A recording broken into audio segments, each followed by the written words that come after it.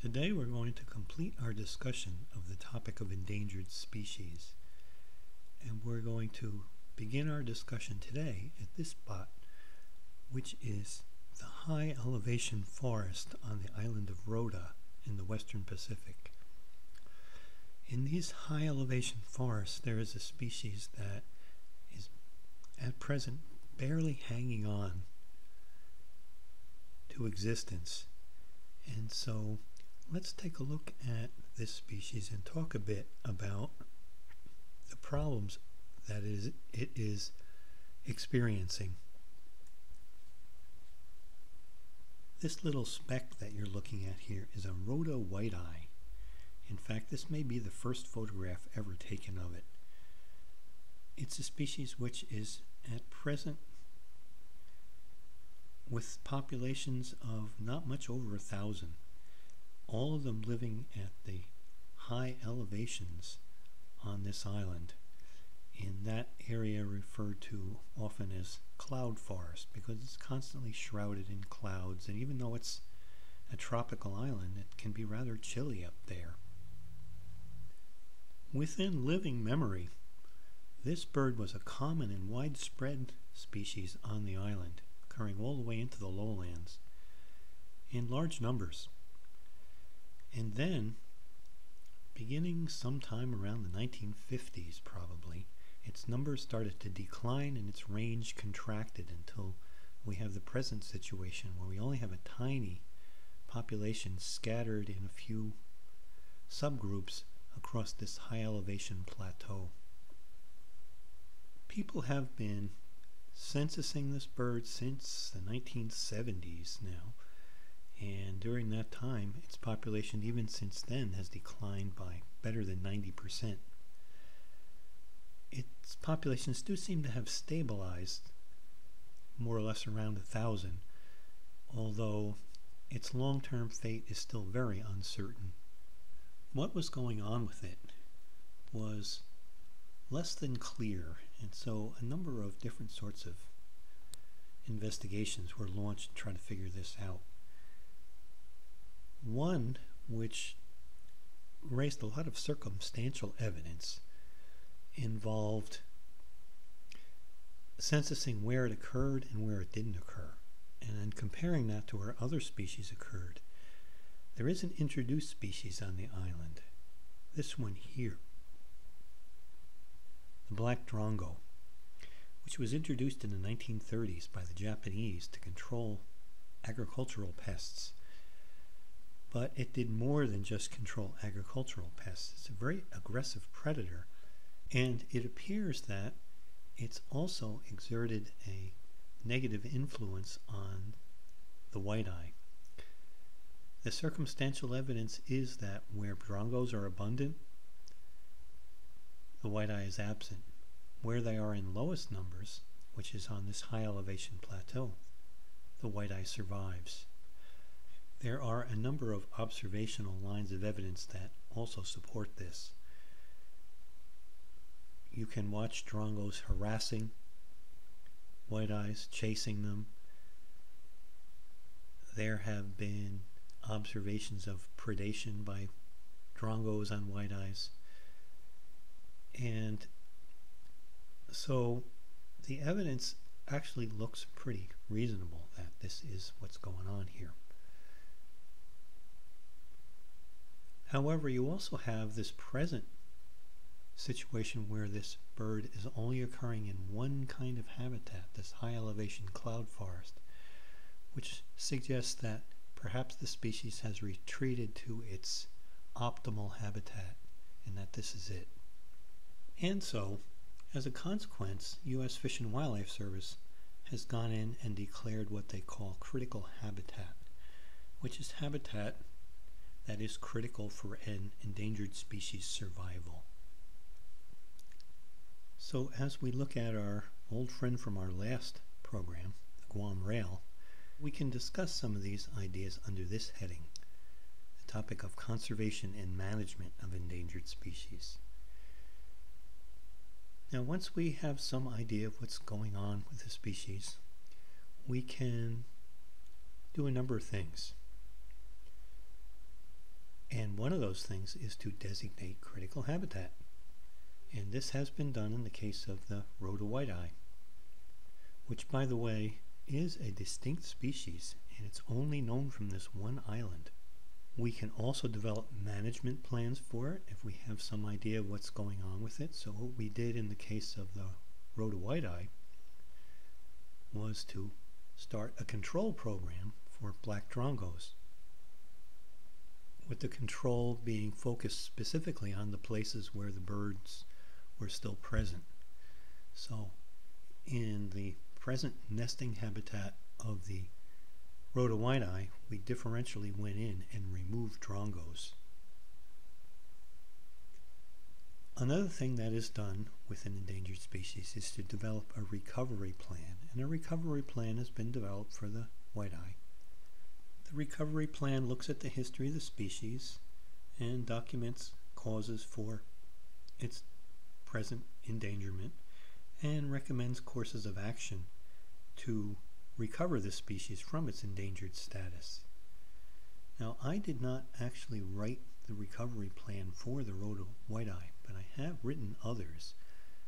So, for example, I wrote the recovery plan for this species here, the nightingale reed warbler, which has been a species that we've discussed again and again in these various episodes.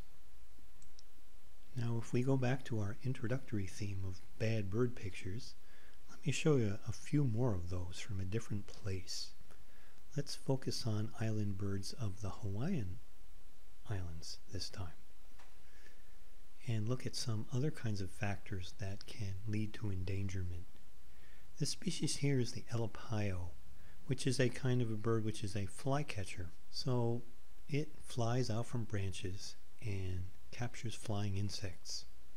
And it has populations on several of the Hawaiian Islands, each of which look different in subtle ways from populations on every other island.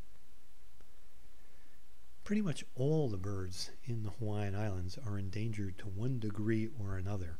Some of them are still reasonably common, but all of them now do have a reasonably limited range. Here's another bad bird picture. This is a Hawaiian thrush, the omeo, which is the only one of the Hawaiian thrushes that still has substantial populations on one island. There were once upon a time several different species that inhabited several different islands, and this is really the only one that's left.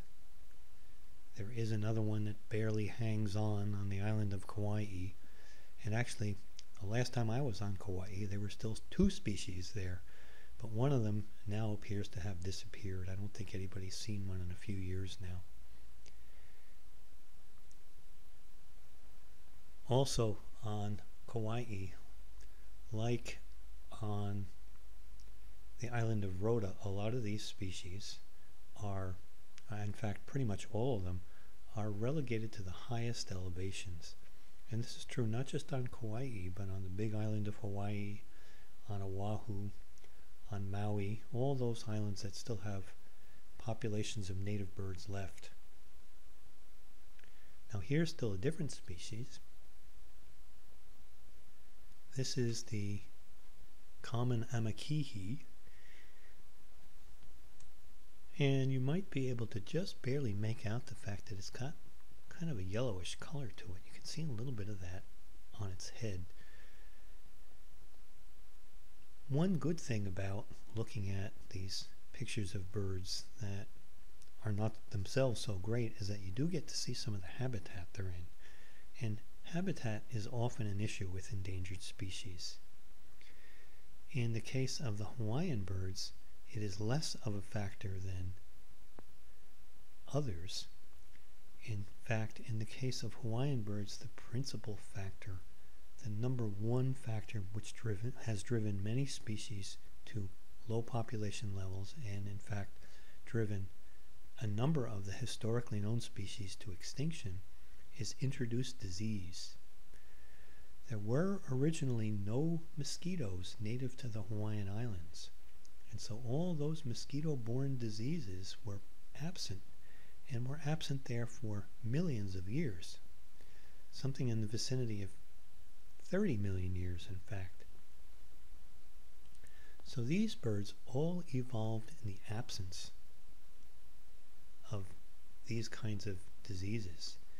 So when mosquitoes finally got to the islands via humans in the 19th century, they came in on ships. Once they became established in the Hawaiian Islands, then they could start transmitting diseases. And two of the big diseases that birds get in much of the world are, one disease is called avian pox and another one is called avian malaria. And many birds around the world will get these things, but they have evolved with them, and so they are reasonably resistant to them. But in the case of the Hawaiian birds that had no resistance, populations of these species just plummeted once the diseases got it going. And so the lowlands emptied out of native birds first. By the late 19th century, they were already disappearing from the lowlands in the Hawaiian Islands. And then as these mosquitoes made their way up into the mountains of the Hawaiian Islands, birds started disappearing there. And so today what we see, the only place where birds are, native birds are at least, are in the highest elevations where tropical mosquitoes have not yet been able to invade. Now today, many of the native Hawaiian birds are inhabitants of this sort of landscape, which is high elevation rainforest. It's a rather cool kind of an environment. It's rather like that cloud forest that the rhoda white-eye is now stuck in. It rains an enormous amount, so on any particular day this is pretty much what it looks like. Cloudy and dreary and drizzly and kind of cold, even though you're in the tropics. This is where most all of the native birds live. They probably were not originally restricted to this kind of habitat, but these high elevation rainforests are the places that mosquitoes haven't gotten to yet. So once upon a time, a lot of these species would have had much larger ranges than they presently do, and in fact there's historical data that demonstrates that at least some of these species occurred all the way to the coast. Now, although these species might have once been much more widespread, that's not to say that they do not find this rainforest habitat very suitable, because many of them do.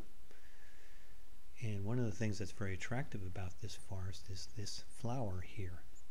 This is the flower of the dominant tree of this landscape, the ohia tree. Many of these birds will drink the nectar from these flowers. They will feed on insects associated with these flowers and things like that. Those that fall under the heading of the Hawaiian honey creepers, of which the common amakihi is one. And you might have been able to see how it's got that thin curved beak that fits very nicely into things like this. But there are other kinds of Hawaiian honey creepers that are quite different and don't feed on the nectar of flowers. So here's another bad bird picture to make that point. This is a palila, which is a very different kind of a Hawaiian honey creeper. It's got a big, thick, finch-like bill, and in fact it looks rather like a yellow and white sparrow. And it has a very different kind of a lifestyle, and it is restricted to something other than the rainforest. Let's take a look at its habitat. What we're looking at here is the area above the rainforest belt on the big island of Hawaii, which is the only place where the palila occurs. It exists in that dark green band up toward the summit of the mountain, in this dry savanna-like kind of landscape. Let's take a closer look at it. These are mamani trees and nio trees, which form the forest canopy in this kind of a landscape, although I don't know that we could really quite call it forest. It really is rather open in nature and savanna-like. It's quite dry because you are above that elevation where most of the rain falls. You're actually getting close to an alpine tundra kind of a landscape when you get higher up from this habitat here.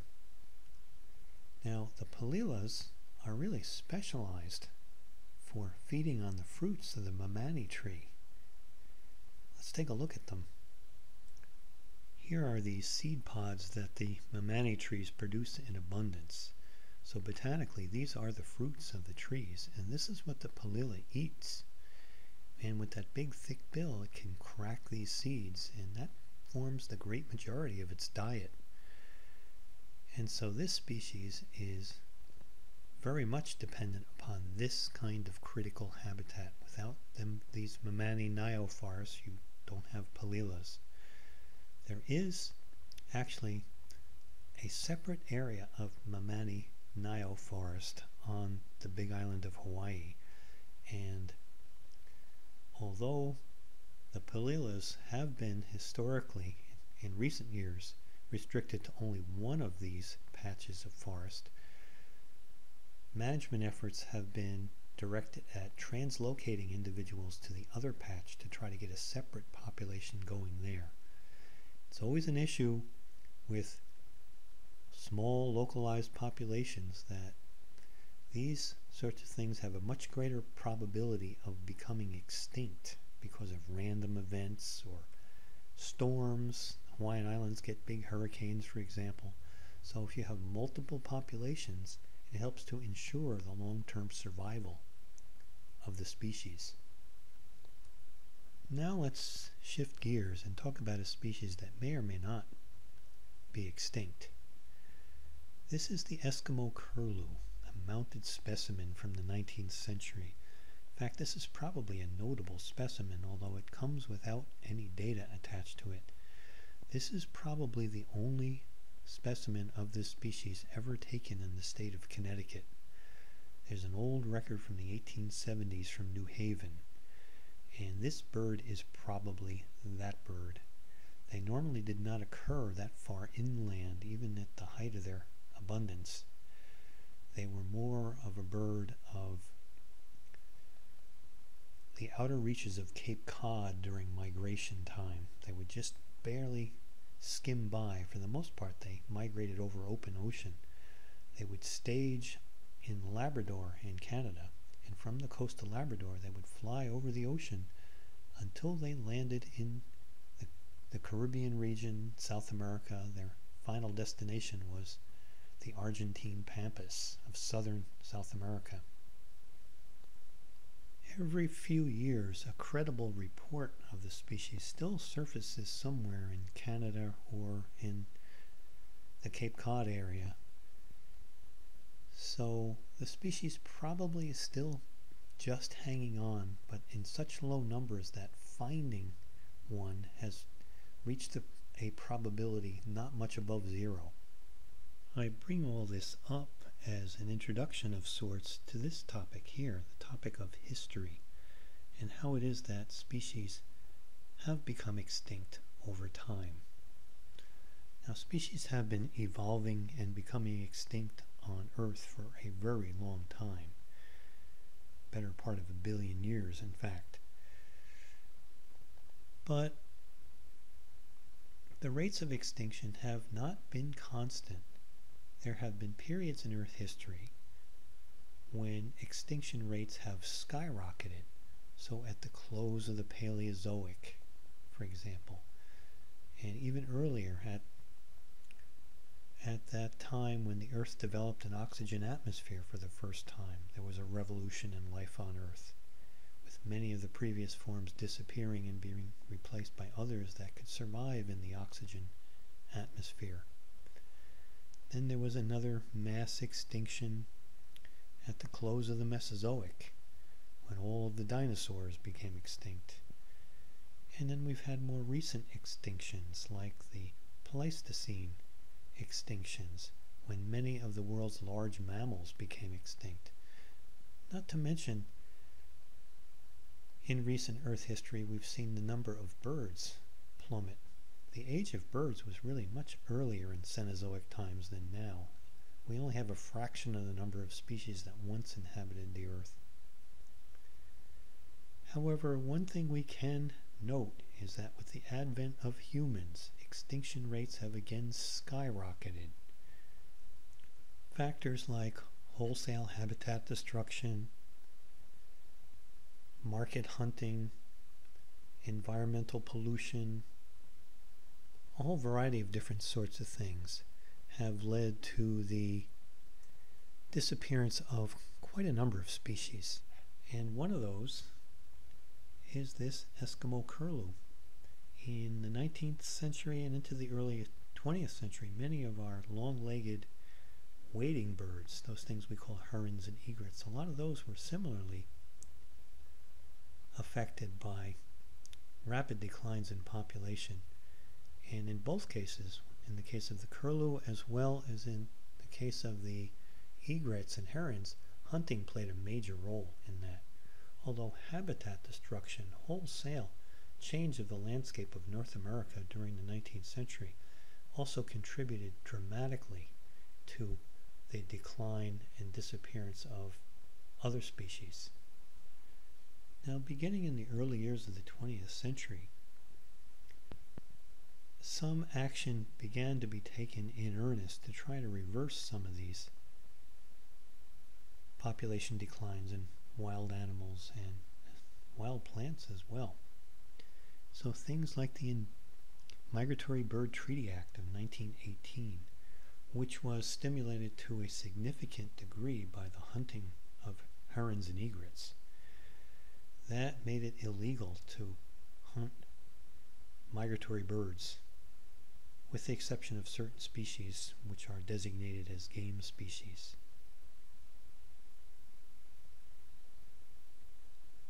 So it protected species from unregulated hunting. And then the Endangered Species Act, which came much later in the 1960s and 70s, various manifestations of it occurred, that designated particular species as being in danger of extinction and gave them legal protection and also provided funds for their restoration. And what we talked about earlier, the designation of critical habitat, was part of that whole Endangered Species Act phenomenon. Now let's shift our focus a little bit again, and let's take a look at this little guy here.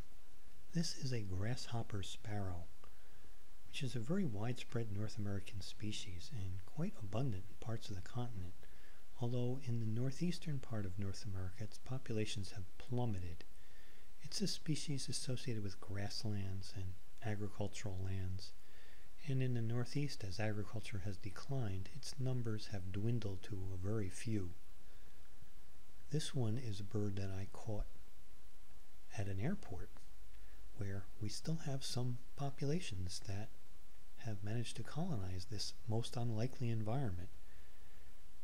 But some of our larger airports now support little populations of this species in the Northeast.